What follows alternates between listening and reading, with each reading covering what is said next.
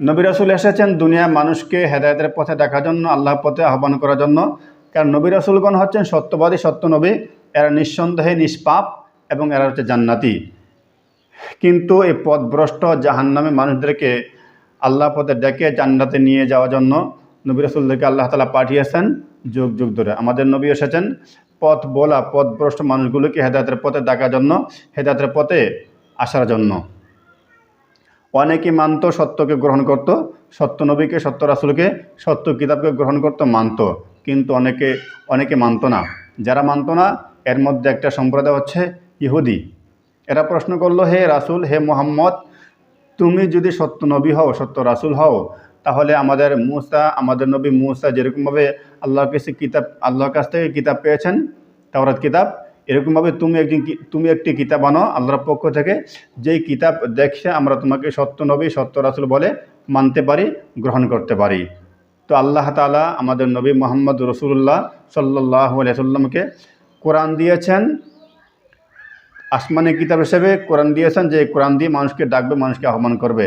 এই কোরআন দেখেও ইহুদি সম্প্রদায়গণ আমাদের নবীকে মানতে পারেনি, গ্রহণ করতে পারেনি।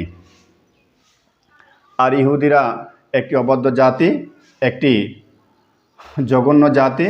সেটা এখন নয়, সেটা অনেক আগে থেকেই আমরা জানি, আমাদের নিকটে পরিচিত। এই ইহুদিরা কিছু অংশ মূসা নবীকে মানত, তাওরাত কিতাবকে গ্রহণ করত। আরেকটা অংশ মূসা নবীকে মানত না, তাওরাত কিতাবকেও গ্রহণ করতে রাজি হয়নি। যার ফলস্বরূপ আল্লাহ তাআলা স্বয়ং তাদের উপরে তুর পাহাড়টাকে তাদের মাথার উপরে ধরেছিলেন, যে তোমরা তাওরাত কিতাব এবং মূসা নবীকে মানবে কিনা বলো। যদি না মানো তাহলে এখনই তোমাদের মাথার উপরে তুর পাহাড়টা ছেড়ে দেওয়া হবে, ছেড়ে দিয়ে তোমাদেরকে ধ্বংস করে শেষ করে দেওয়া হবে। তারা তখন মানতে বাধ্য হয়েছিল। ওখানে স্বীকার করেছিল মানব, কিন্তু বাড়িতে এসে আবার তারা অবাধ্য হয়ে গেল। তো ইহুদি একটি জঘন্য জাতি, একটি অবাধ্য জাতি, সেটা আগে থেকেই আমাদের নিকটে পরিচিত। আবার ইহুদি সম্প্রদায়ের পূর্বে একটা জাতি ছিল, যেই জাতিটি আমাদের মূসা আলাইহিস সালাতু ওয়াস সালামকে প্রশ্ন করেছিল, হে মূসা, তুমি যদি সত্যবাদী হও, তোমার কিতাব যদি সত্য হয়, তোমার আল্লাহ যদি সত্য হয়, তাহলে তোমার আল্লাহকে আমাদেরকে দেখাও, সরাসরি দেখাও।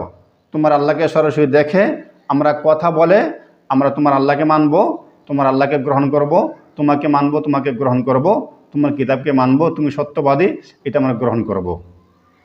এই সমস্ত প্রশ্ন করার কারণে আল্লাহ তাআলা ওই জাতিকে ধ্বংস করে শেষ করে দিয়েছিলেন। বজ্রপাত দিয়ে তুফান দিয়ে তাদেরকে শেষ করে দিলেন। এত অবাধ্য আল্লাহ তাআলা গ্রহণ করতে রাজি নয়। তাদেরকে সত্য নবী দেওয়া হয়েছে, কিতাব দেওয়া হয়েছে, তারপরেও এরা বলে যে তোমার আল্লাহ যদি সত্য হয়, তোমার আল্লাহকে আমাদেরকে দেখাও, যে আল্লাহকে দেখব এবং তার সাথে আমরা কথা বলবো, তার সাথে আমরা কথা বলে আমরা তোমার আল্লাহকে মানব, তোমাকে গ্রহণ করব। নাউযুবিল্লাহ। তো আল্লাহ তাআলা আমাদের সবাইকে হেদায়েত দান করুক, আমিন।